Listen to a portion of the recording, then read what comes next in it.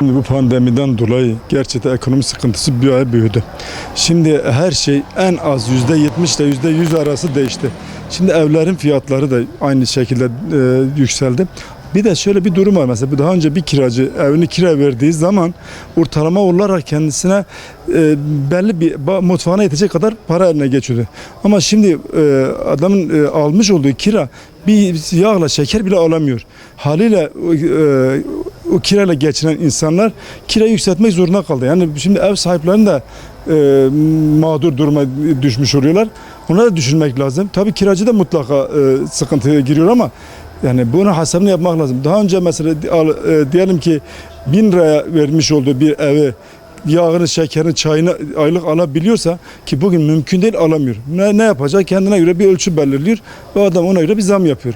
Yani onu da mağdur etmemek lazım. Ortasını bulmak lazım mutlaka. Gerçekten Adıyaman'da da evlerin olmayışından dolayı biraz daha sıkıntı büyüktür. İnşallah bu TOKİ'nin yapacağı yeni yerle Altınşehir'i yıkıp yeniden yapılacaksa, eğer öyle bir şey deniliyor, o zaman güzel bir şey olur. En azından insanlar da daha rahat eder.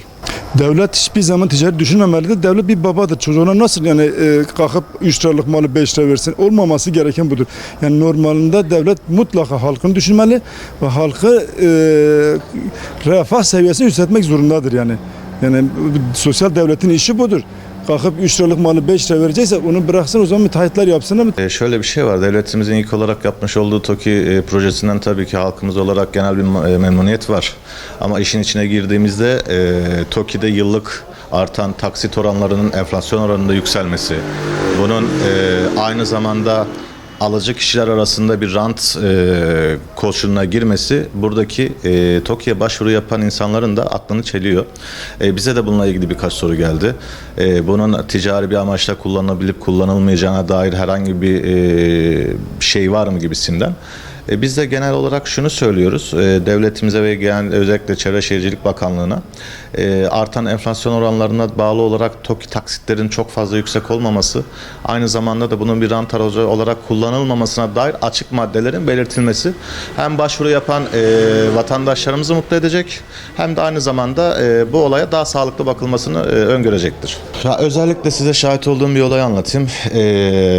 Daha bundan 6 ay önce kiracım sözleşme yapılmıştı ve ailesi tarafından ev sahibi, ailem fertlerimden biri gelecek, lütfen bulunduğunuz dairemden çıkın gibisinden bir şikayette bulunmuştuk. Sonra aile ferdi geleceği için kiracı buna uymak zorunda kaldı. Fakat kiracı çıktıktan sonra aynı dairenin yaklaşık 1000 liraya kiraya verilen dairenin 3000 liraya kiraya verildiğini gördük. Yani burada da büyük bir şey oluyor, sıkıntı oluyor, mağduriyetler yaşanıyor. Bu konuda devlet tamam %25 bir kira artış oranını sabit tuttu ama ne yazık ki bu vatandaşlarımız tarafından uygulanmıyor. Çünkü %85'lere gelen enflasyon oranı nedeniyle özellikle bu kira artış oranlarının enflasyon oranlarına bir tutulması nedeniyle çok büyük sıkıntılar ortaya çıkıyor, mağduriyetler ortaya çıkıyor. Bu da genel olarak biz emlakçılara da olumsuz yönde etkiliyor. Çünkü biz muhatap olmak zorunda kalıyoruz. Verilen sözler sadece kağıt üzerinde kalıyor. Bu konuda TOKİ'nin yapmış olduğu çalışmayı takdir ediyorum. Fakat genelde ticari maksatlı bir çalışma yürütüldü. Bu konuda zaten halk pandemiden yana bütün zamlarla uğraşırken ev fiyatları ve kira fiyatları tavan yaptı. Bu konuda Adıyaman Belediyesi'nden beklediğimiz birkaç şey var. Yoğunlukların artırılması, yeni yerlerin imara açılması gibi daha hızlı yürütülecek çalışmalar bekliyoruz emlakçılar olarak. Bu konuda devletin yapması gereken bir çalışma var. Şimdi mal sahipleri de bir nevi haklı oluyorlar kiraları yükseltmekte. Çünkü her şeye zam geliyor. Mesela geçen sene ya da 1,5 sene önce 130 bin liraya ev alınabiliyorken şimdi 1.300.000 liraya aynı ev satılıyor. O zaman kirası 750 bin liraydı. Şimdi yine hala aynı kirayı beklemek mümkün olmazdı.